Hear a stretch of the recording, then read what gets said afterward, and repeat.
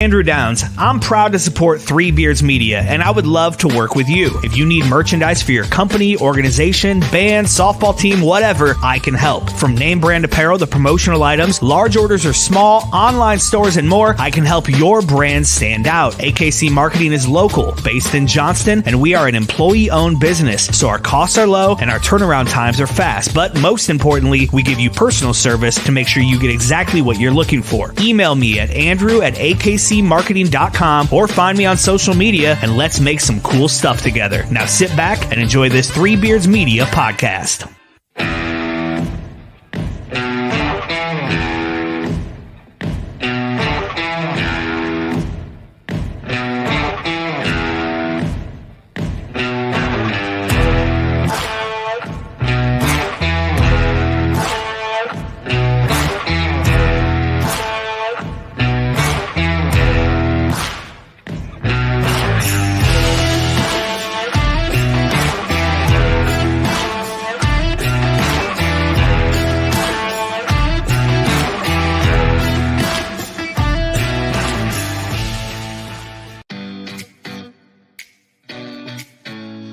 Making great tasting bourbon requires the perfect combination of ingredients, conditions, and time. The longer it rests, the better it tastes. Revelton Distillery's new single barrel bourbon is made from 80% corn, sourced 100% from Iowa farmers. And unlike mass-produced bourbons, each barrel of Revelton's single barrel bourbon is unique, proofed on when it tastes best. As they like to say, it'll be ready when it's ready. And to ensure the highest standards of quality and flavor, owners Rob and Christy Taylor oversee the production and bottling. Every single barrel. Iowa born, Iowa aged, Iowa bottled. Try the new single barrel bourbon from Iowa's own Revelton Distillery. ReveltonDistillery.com.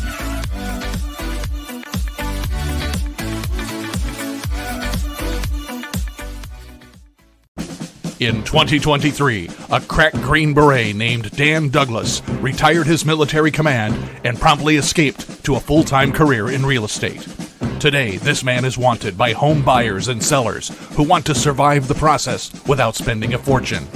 If you have a home to sell or want to buy one, maybe you can hire Dan Douglas at Green Beret Realty. You can find him at greenberetrealty.com. greenberetrealty.com. Hey, welcome everybody to another episode of False Starts. My name is Chris Shipley. My co-host Bill Blank. Brought to you by the AKC Andrew Downs Studio and sponsored by Green Beret Realty and Revelton Distilling Company. Bill, how you doing? I'm swell, Chris. How are you? I'm doing well. That's good to know. The Bears got one. Yes, Caleb Williams is the real deal. He's starting to figure it out. I think so. He's starting to figure it out. I've seen improvement every week. He did not have any turnovers in the red zone like your guy, so I'll take it. My guy meaning Dak? Yes. Yeah, he sucks.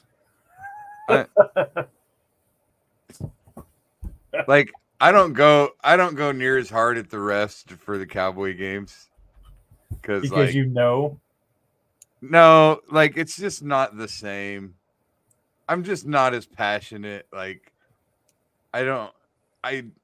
laugh when they're bad. It makes me laugh how bad they are and how dumb they are.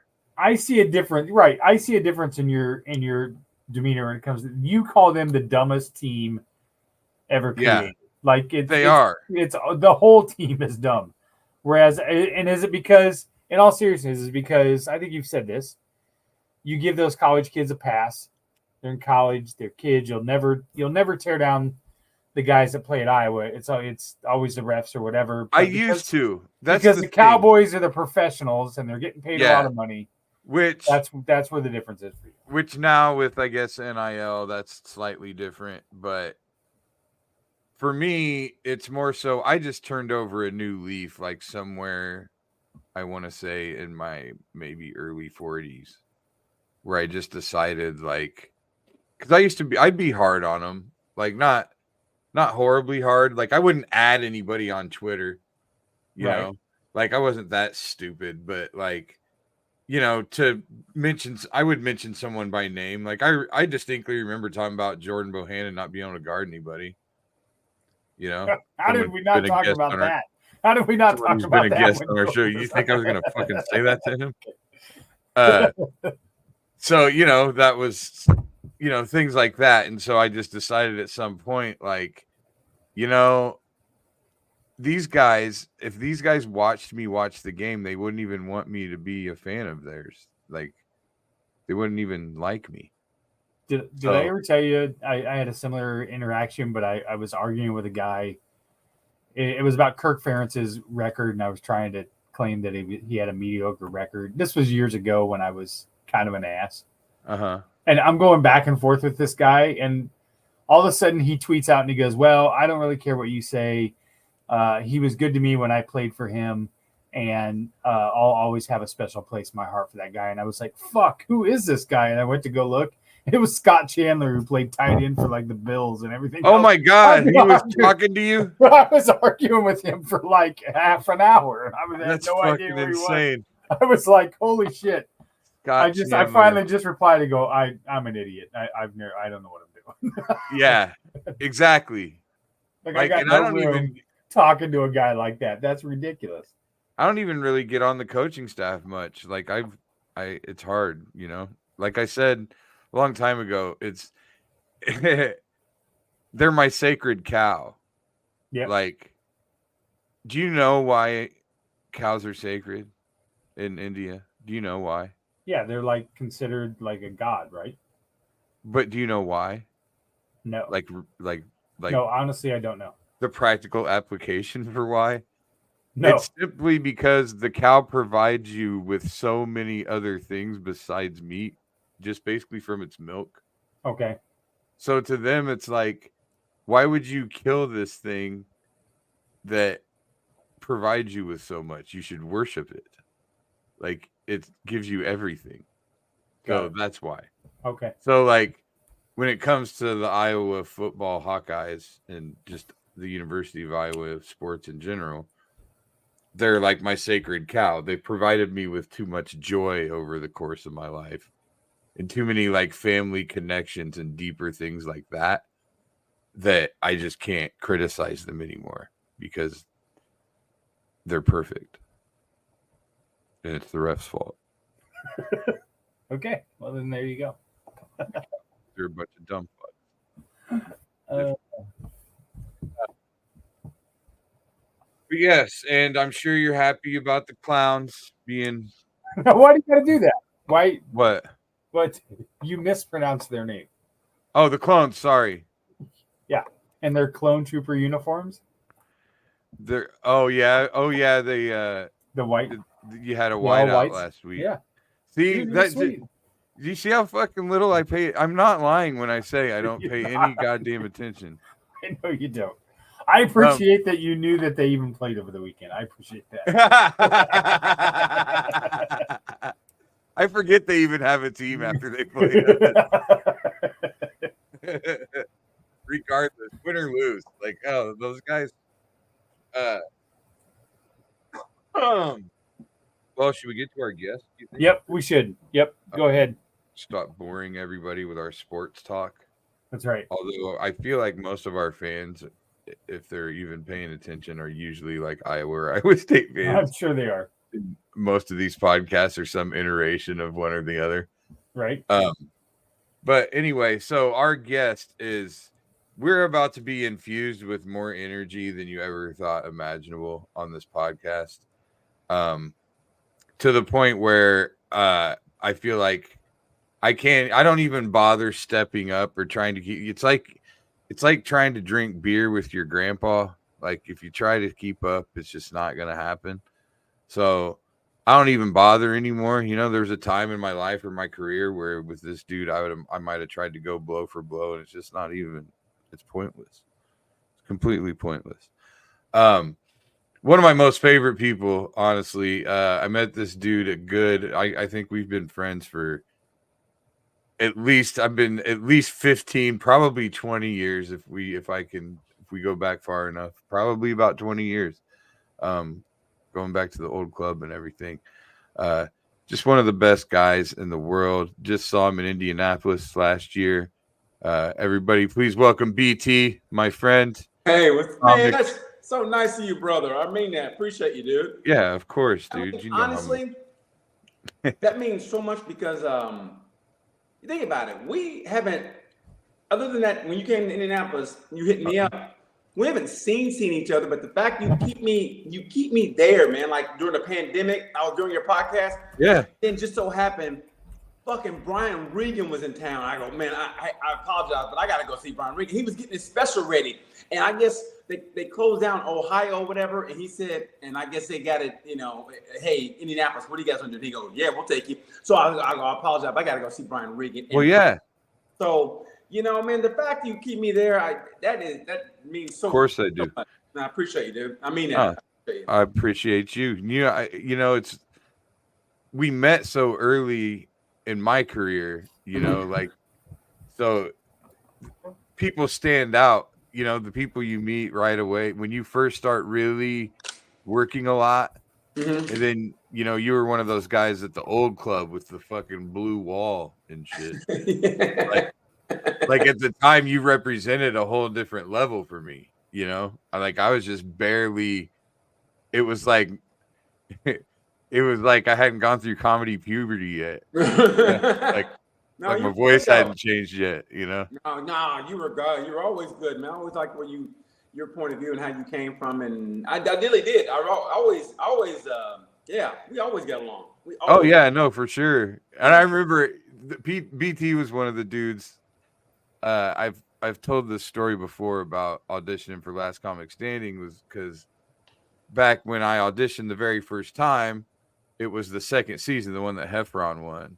And I was in Nashville and I stood in line. I was in line for 12 hours overnight and was in the front and watched Heffron and a couple of other people just get out of cabs and walk right in the morning. So I was like, oh, well, I'm not doing this again without a call time. There's, So then years later, I finally have a call time for whatever season that was in Omaha. And I show up in Omaha and I see the list, BT's on the list. And I'm like, what the fuck? I don't even belong here. You know what? That was one of the few times, man. And then I drew number one. I was focused.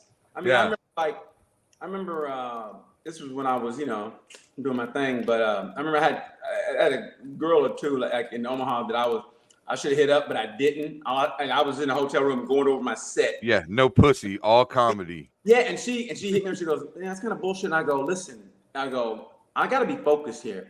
And if you can, I'm not gonna be focused. So I know it sounds like I'm bullshitting you, but I'm telling you the truth. In which, that's one of the few times I was telling her the truth. So I go, listen, I'm telling you the truth. I gotta be focused. I gotta get a fucking career. And it just so happened, luckily my set got me to, I got to LA and I got a chance to go up in front of Wanda Sykes, in a dark room. It didn't work, but I mean, I was focused, man. I tried to get the set that I wanted, and actually I did. It just didn't get selected. I was happy because I wasn't out fucking around. I was, like I said, focused. So I was happy with that. So, I think that's probably the most focused I've been since, I think. Do you ever think like I'm almost positive I've done this before, or even recently, maybe like that kind of self-sabotage thing where like sometimes we don't focus because we kind of inherently know that even though no matter how hard we work or how focused we are, we still might fail. So it's almost like, maybe I should, that's kind of what keeps you from putting all that effort in.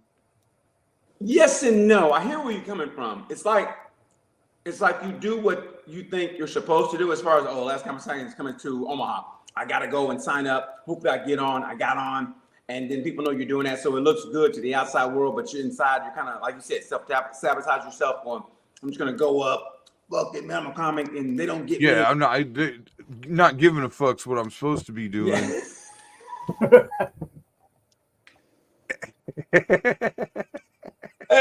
Exactly. And I think more comics do that more than any. And here's the thing, though. I think if you really think about it, and it took me a long time to understand, it's not every comic has the same goal. And it sounds something simple, but once I realized that, it almost became easier in a certain way, because you would think every comic has this goal. At least when I grew up coming through the ranks, that's how it was. You work the road a little bit, and then you go to LA, and then blah, blah, then hopefully you get a sitcom, blah, blah.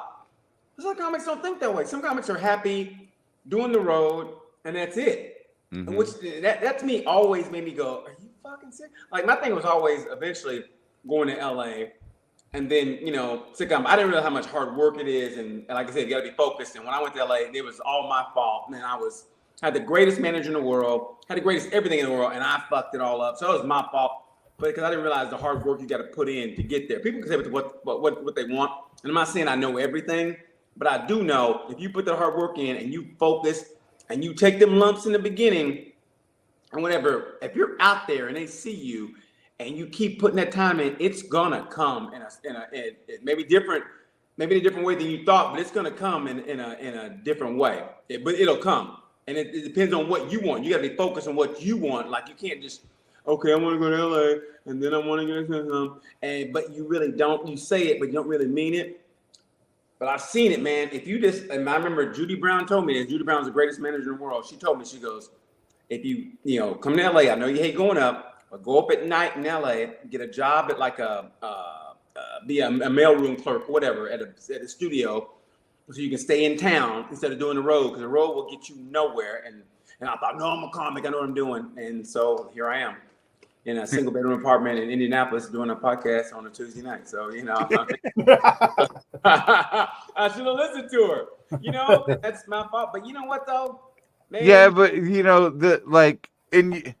it does manifest in different ways, obviously. Like, I remember people telling me, over the years, like, if you just go out there, you'll at least get a writing job. Like, yeah, you think funny, like you'll be writing for somebody and a show or blah blah blah. And for me, I didn't want to leave my kid.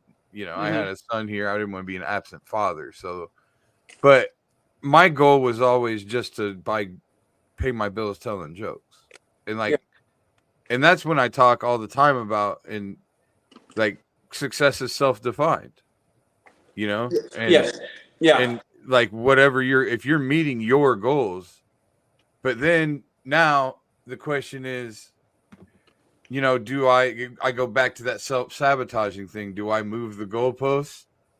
Do I change my goals to fit how much work I really want to put in? Mm-hmm. Yeah.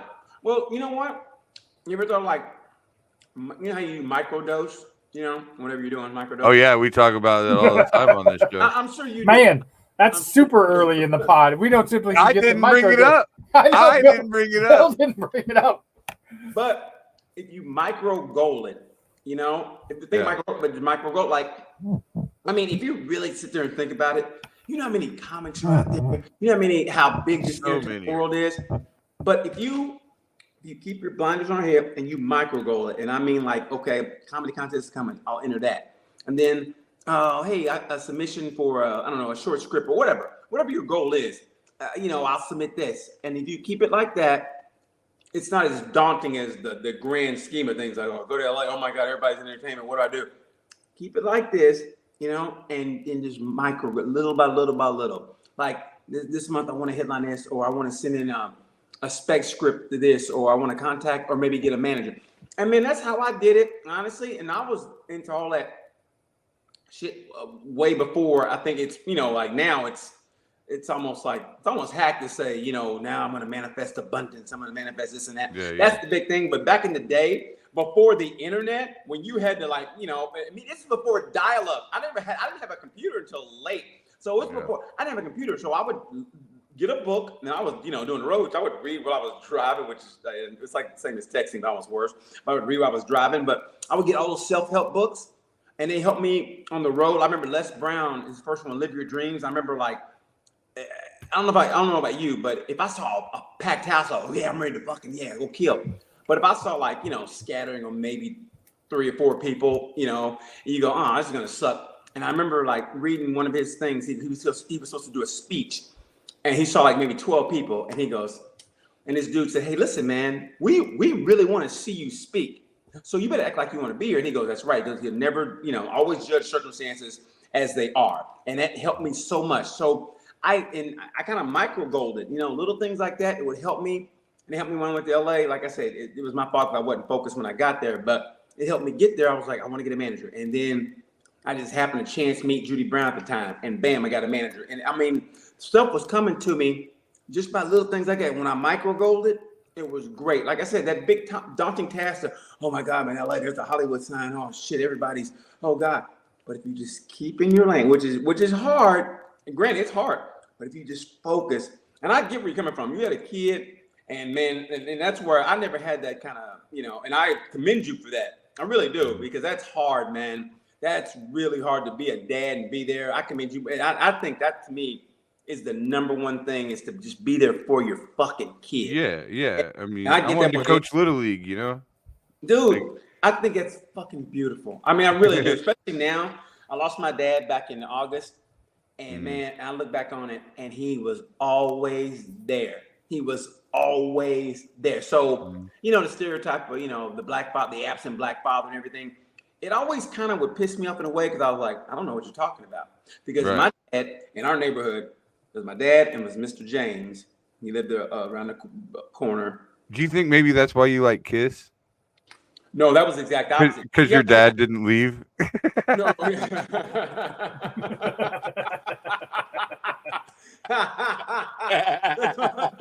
Because that was back in the day when all lines were, you know, you didn't cross any lines. So when I did that, you crossed every line. That crossed the rift. That caused the rift in and me and my dad's relationship forever, man. Really? Yeah, man. Because I mean, you gotta understand, man. I grew up in Oklahoma, small town Oklahoma, and so you know those lines were they were lying about Tulsa. Tulsa was. Yeah, like they were lying about it. Like it didn't happen, you know. But let me tell you something. Me and my brother talk about this. You don't understand. Growing up in Oklahoma, you had to read. It was mandatory. It was Oklahoma history. You had to take Oklahoma history. There was no way out. It was mandatory. They never fucking once mentioned that. They never once mentioned the movie that Robert De Niro and Scorsese did, the Moon movie. You know what I'm talking about? Where they stole the Osage Indians, all that oil and shit. Oh yeah. I don't know. Yeah. But anyway, it came out I think 3 years ago. It was for Captain War with Leonardo DiCaprio and Robert De Niro. Anyway, that was never mentioned once. Growing up in Oklahoma, no one said anything. I didn't know about that. Even growing up in Oklahoma, that's insane. But I didn't know about that until I was doing a comedy festival in Jacksonville, Florida, and some dude, he go, "Where you from, man?" I said, "Oklahoma." He go, "Oh, you know about the Tulsa race ride?" I go, "What?" And he told me about it, and I was like, "Are you serious?" And then, so now that it's getting all this pub, I go, and then my brother said, he goes, "Man, nobody even we didn't know anything about that at all." And now it's getting all this, you know, all the eyes are on Tulsa, talk about, you know, Black Wall Street, and we never knew anything about it. Never. I mean, that's a travesty within itself, you know? Killers of the Flower Moon. That is the name of that movie. Huh? I'm sorry? Killers of the Flower Moon. Yeah. There was a like 3-hour movie. Okay, I haven't seen it. But yeah. So yeah. Well, that's insane to me. Like, that is when someone talks about systematic, like that is an example. Like, what reason would there possibly be to not teach that as a part of history? Like, why would you openly teach about slavery and the Civil War and slavery ending? Why would you openly teach that but say nothing about Tulsa? I'm thinking because the reason they would teach about slavery is because they could make it look like somebody white at least was like saved everybody. You know what I mean? And like the Tulsa race riots, they're like, we just have to act like that didn't happen because there was no white knight to come in and go, "Hey, wait a minute, I'm going to do the right thing." Yeah, I mean, all the records, I mean, the Tulsa PD destroyed those records. I mean, like, I think it was probably now more 7-8 years ago, they found a shallow grave, and where they literally, these white kids at the time back in 20 said they saw a truck with all these bodies and they dumped them and they fucking buried them, and they're and no one said anything about that. So you erase history. Tulsa PD burned the records, so no one gets prosecuted. No one got prosecuted of all what happened. No one white got prosecuted at all. And they want to deny the fact that they used the military to drop bombs on their own people, to drop bombs, on that area of town, north side of town, and then to deny that. I mean, it's still a form of, it's hard to say slavery, but it's still a form of it's trying Yes. to make people think they can't possibly, like, it's a way to keep people down. It's a way to say that, like, yeah, it's oppression. It's well, if you think it's about like it. if black people know they can have their own Wall Street, then nobody can stop them. We have to make them think that's not possible for them. It's a mental. It's almost like the old trick with the elephant. At the circus, when they're little, you tie them down and they can't get out. So when they get older, they definitely get out, but they still get that mental That they can't. Yeah. So I think you'd eliminate all the problems in the black community if you expose them to what they were and all the accomplishments they did and everything they did. I think you would eliminate a lot of that shit that goes on in the black community now with the shooting and all that shit. If you knew about yourself, if you knew, like, I'm finding shit out more every day. I mean, but that's what it is. It's education. That's why you got killed as a slave. If you learn how to read, think about that. Read. And now, that's amazing. Now no one talks about, like, in Florida or other places where they ban books. It's the same thing. I mean, they say history repeats itself. It is. I mean, you're banning books now. I mean, you can't learn about black history in Florida now. I mean, Florida's like, they've gone back to an era. I'm like, are you fucking kidding me? I mean, it's the same shit. I mean, know thyself, and they won't let us know thyself. They won't let us do that. Everybody else, I mean, no offense to other groups, I'm talking about, who had trouble and and they got financially compensated. But you mention something bad about them, then you're going to be in trouble. But we know what I'm talking about, okay? And that was terrible. Their Holocaust was terrible, but we had a Holocaust too that no one talks about. It's the same thing. But like Public Enemy said, it wasn't recorded. There was no videotape there. Right. Well, there's also, different groups of people are still basically white. There's only so many groups of people that you can tell what they are by looking at them. But now it's almost like 100%. Like nobody can fucking, nobody's gonna look at you and say that you're not black. Like, you know what I mean? Majority black. Yeah. But nobody's gonna say shit. Like there's an assumption made. Mm-hmm. Regardless, like, it wouldn't matter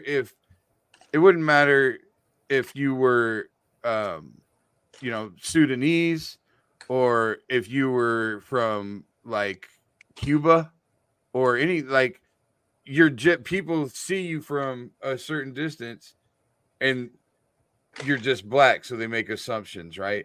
Just like people see me from a certain distance and I'm just white to them. I could be Jewish, but they don't know that. Exactly. I could be all kinds of different things, but they don't know that. Mm-hmm. But they know you're black. They know you're white. So. Yeah. You know what I'm saying? Like, but my stereotypes are more positive. I'm not a threat. I don't scare them. Well, I think if you went to a majority black place, they were thinking, like, okay, what's this guy here for? Because I'm fucking crazy enough to be there. Yeah, exactly. Okay, what's this white dude doing? Yeah, is he gonna shoot us up? What's he gonna do? He's trying to go undercover. Yeah, is he gonna shoot shit up? What's he gonna do? So yeah, man. I mean, and so that's the frustrating part about it. And I don't understand how people don't understand why there's frustration. You deny somebody's history, deny we existed, or deny the what has happened. I mean, just acknowledge it. and now say okay, and then try to go from there and acknowledge it. Don't ban a book to read. Like, do you think that's really? Do you think that's really happening, or do you think that's propaganda? About what? About what? Like the book banning. Like, I have trouble believing. I think that maybe there's like a person or two that's trying to do it to draw attention to themselves, but like I don't think that people are actively banning books. Like, I don't think public libraries or schools are actively banning books unless they're like religious institutions or something. But no, it's kind of like the same. Like, I feel like sometimes that's like a part of liberal propaganda, like the like when the Republicans will say shit like they're eating cats and dogs, like that kind of propaganda. You know what I'm saying? Like, sometimes I feel like the liberals make some shit up that the Republicans are trying to do that's bullshit. Just like, like the fucking they're demanding to have litter boxes in the bathrooms in the high schools because these kids identified as a cat, and nobody anywhere put a fucking litter box in any high school bathroom anywhere. That kind of shit. I think that there's a fraction of something that happens that is true, and then they run with it and extrapolate it. There are laws on the books that parents can go in and have a book flagged, and then it goes to a committee and it goes to a decision and it can be removed. But then I think what's happening is that they take that and they say it's happening everywhere and it's happening widespread. Yes, it can happen, and yes, it is happening. But I think that both sides do take those arguments and then run to the extremes with it and get everybody riled up. Yeah, I mean, I think there's a little truth to what you just said, but I also believe that. Well, when we're talking about like erasing history, like Tulsa and things like that, that's a completely different subject than just the general of like, banning fucking Huckleberry Finn. What? Hilarious. I mean, it's like, just own up to it. I mean, if you're black and you read that, at least me, I almost laugh at it. You know what I mean? Like, it's almost comical in a way, but I mean, because it's so out there. Like, all right, okay, Nick or Jim, okay, got you. I wish you gotta. It's like you gotta come here. Next time I see you, I got 1 year for Christmas. My sister bought me tickets to something, and in order to wrap them, she found this joke book at like Goodwill or something. Okay. And this joke book is a falling apart hardcover, old as fuck, maybe from the 50s, and it's almost like a joke encyclopedia, and it's got like a table of contents, and it's divided up like Pollock jokes, black jokes, fucking wow. Yes. And it's some of the most racist, horrible shit. But is it funny? Unbelievably funny. Exactly. Unbelievably funny. You go, you know what? I shouldn't laugh at this, but goddamn, that's, you know what I mean? I mean, that's just the truth. No, it's like watching Blazing Saddles. Yeah. But I think that era, that's why I still say this.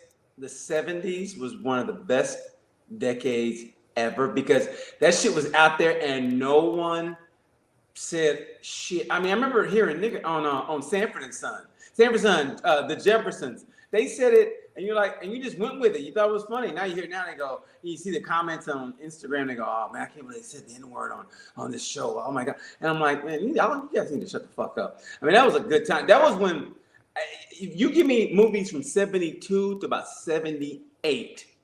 You couldn't fuck with them. Like the Taking of Pelham 1, 2, 3, the original one. Oh my God, that's one of the greatest movies ever. Jaws. I mean, that realism. So that period. That's why I think, and it sounds hack to say, but I think we were a little tougher, and we were coming off of war.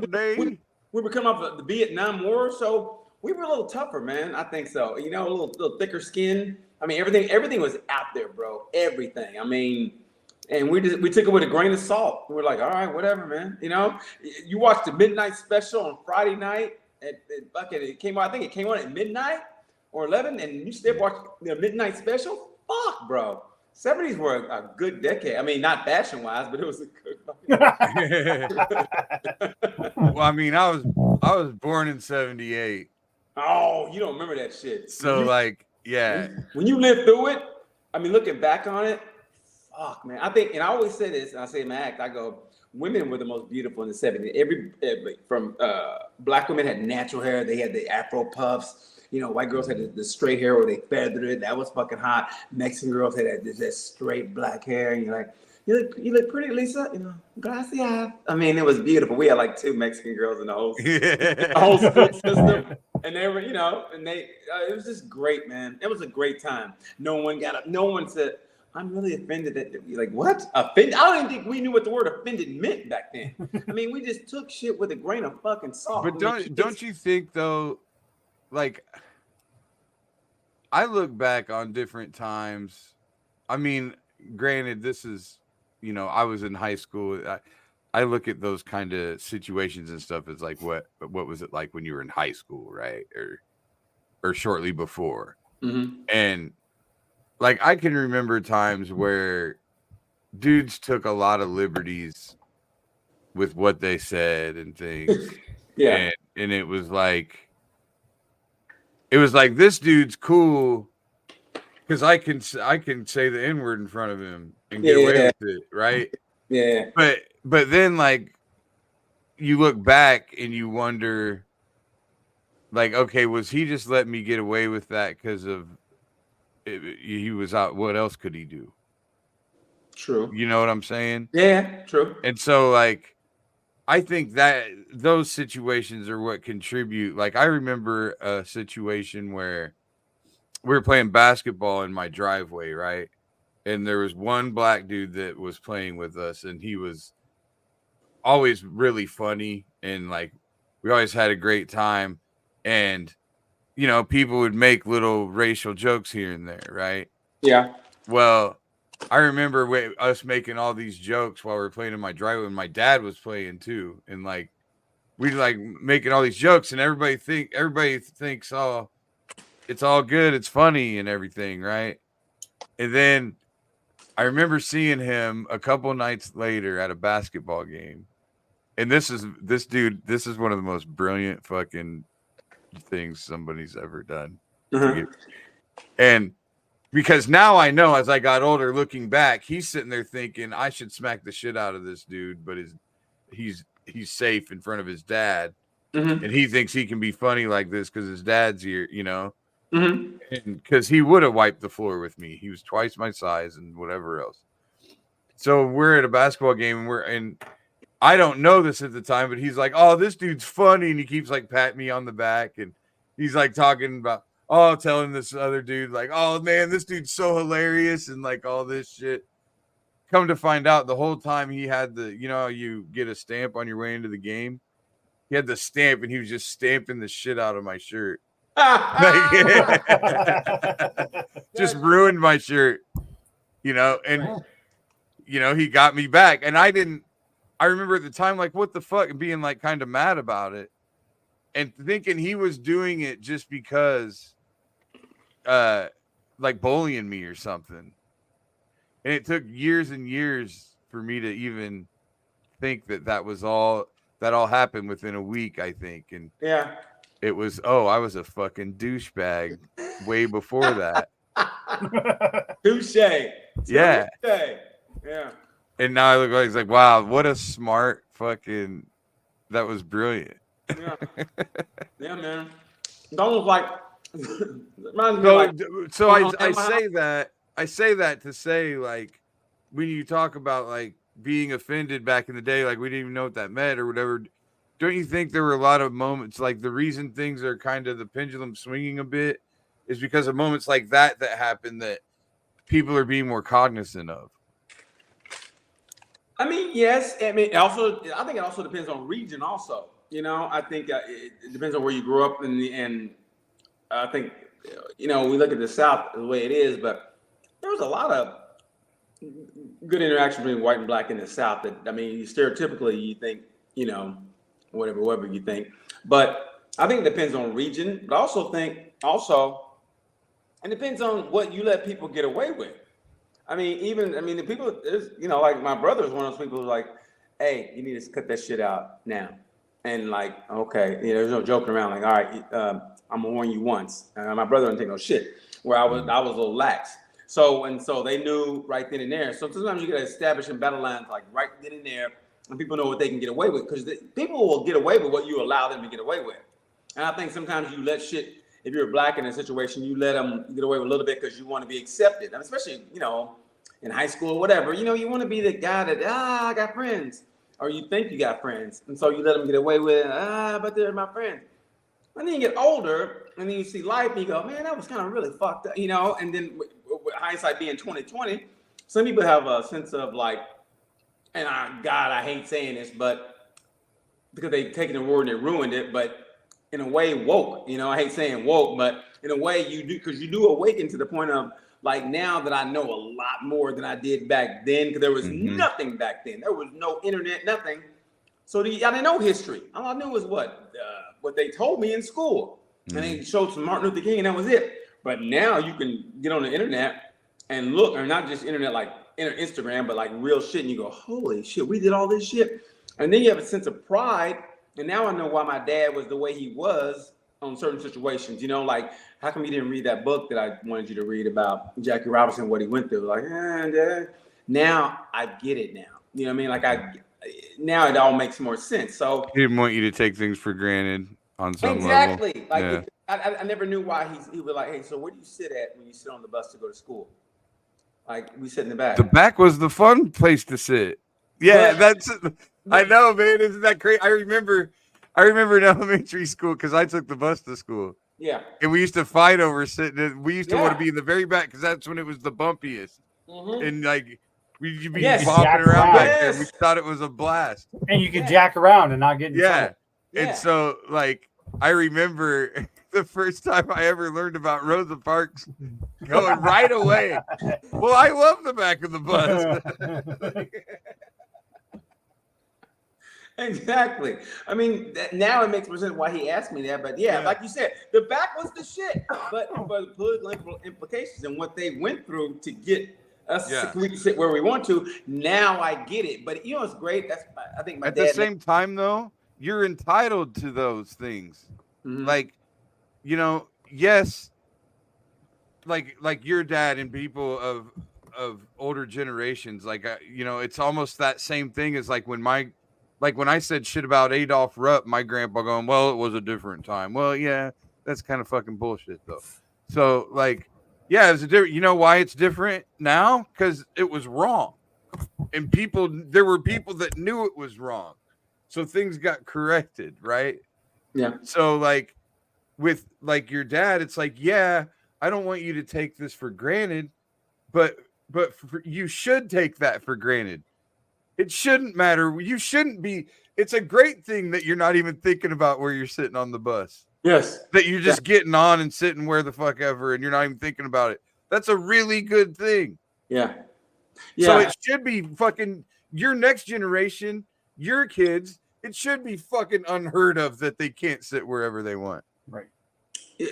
Like I don't think some kids, like, they don't even know.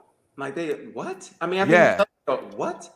And so, but that's why you need everything available as far as history. And yes, like everything available so kids know. And sometimes I think in some instances, some teachers need to shut the fuck up and let kids decide on their own. Like, I always hate when teachers put their little 2 cents in, and you go, and even back then when I was in 6th grade, whenever I was like, you kind of need to shut the fuck up, teacher. No one knows much your input. I remember you're giving opinions right now. Well, I remember loving KISS back in the day, right? So I grew up in Bible Belt, Oklahoma. And I remember about fucking Miss Tackett, but she was Miss Ellis back then. I remember Miss Tackett saying, KISS stands for Knights and Satan Services. And I wanted to go, why don't you shut the fuck? I really wanted to say that. And you don't understand. I never cursed when I was a kid, But that one time she said that, and that hurt because I love Kiss like a fucking passion. And I wanted to go, you need to shut the fuck up about Kiss. I wanted to say that to her so fucking bad, but I know everybody got a paddle. But I was like, man, that's when I go, teachers need to shut up. So teachers get part of the problem also. You know what I mean? I mean, they could help exacerbate all the attention by saying this is what happened for real instead of being like on one side. You know, because I know how that is. If you're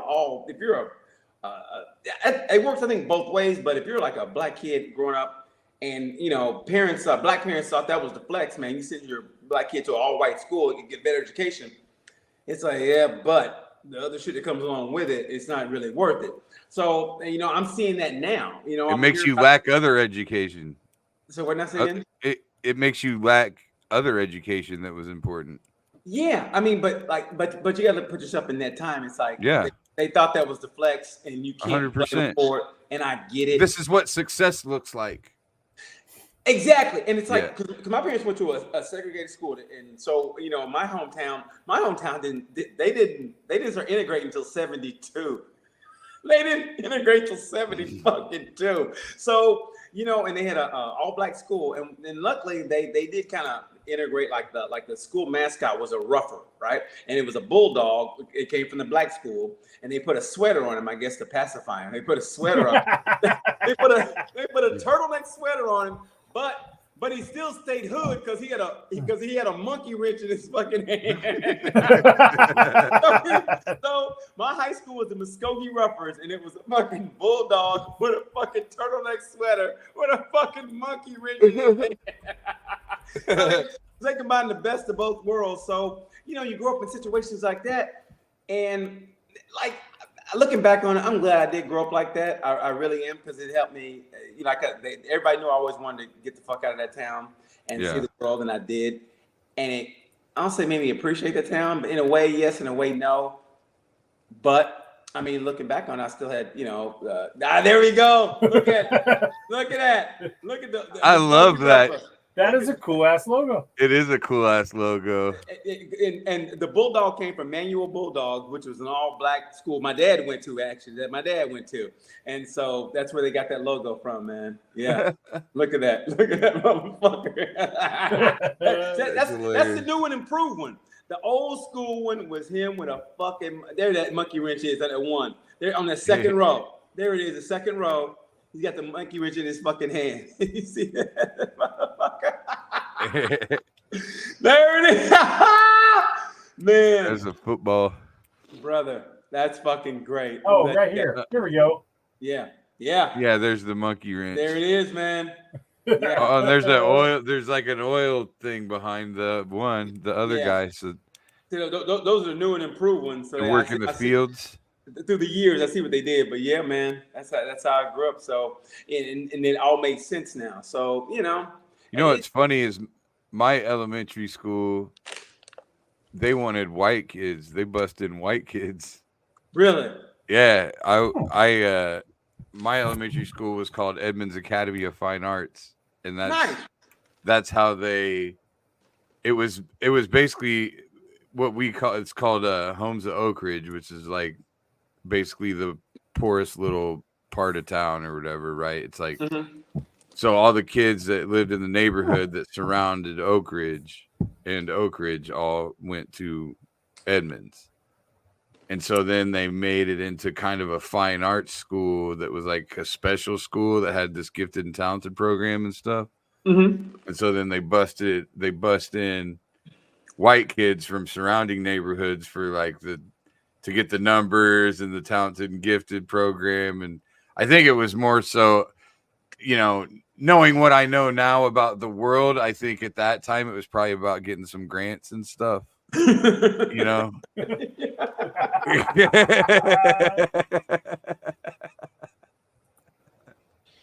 But that's fucking beautiful, but it's the truth.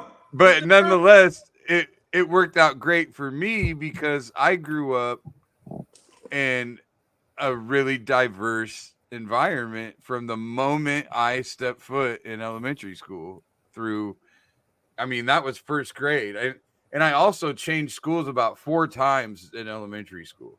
Once I hit junior high and high school, it was the same, but like elementary school, we moved a bunch. So like I developed all these tools very young, you know, to adapt, make friends, yada, yada, yada, you name it. And when it came to, you know, racial things like, you know, Edmonds, I didn't really meet a lot of Asian kids until I got to like junior high and high school. Like elementary, and there weren't a lot of Latino kids either. Yes. Like elementary was all pretty much just black and white. Yeah. And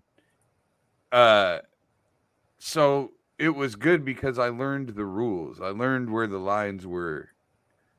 You know, I learned all that stuff, like, and it came naturally. And then looking back, it helped my career a lot.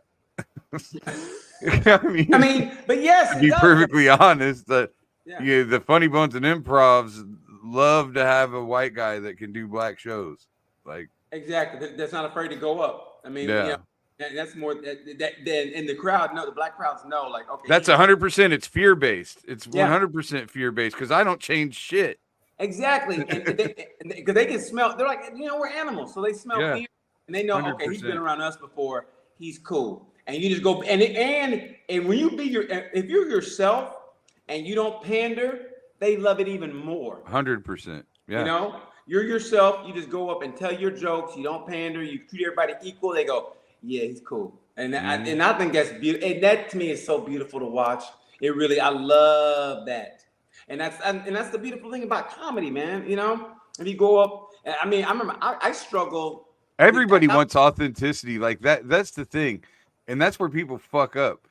Like authenticity is not divided by race. All human beings want you to be authentic.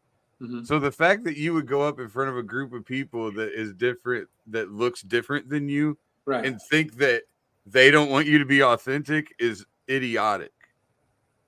Like no matter what, you know what I mean? Yeah. Yeah. But you're right. It's and it works out great. Like I've had a moment where I was in Kansas City and I did a joke about how Fantasia Barrino can't read, and this one guy got really mad and started yelling at me saying I was racist and shit. And what you said? He said I can't talk about black people when I'm white, and I was like, "This is my show, bitch. I can talk about whoever the fuck I want." and the crowd went crazy.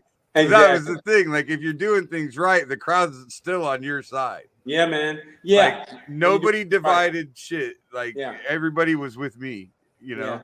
That's beautiful, man. And he was, I mean, that dude was so mad. He was just, he said, I did have some gems during that moment. He said, I bet she's got more money than your bitch ass. And I go, she does, but I can endorse my own checks. and then I'm trying to remember there was one more thing. That's fucking hilarious. Yeah. I don't have to put an X on the check. Yeah. Well, and that's part of the joke. Is I was talking about her song "When I See You," and she puts it. She goes, "I scribble XOXO in my notebook," and I was like, eh. It's like, is that hugs and kisses, or is that how you sign your name? Jesus. That's a gem.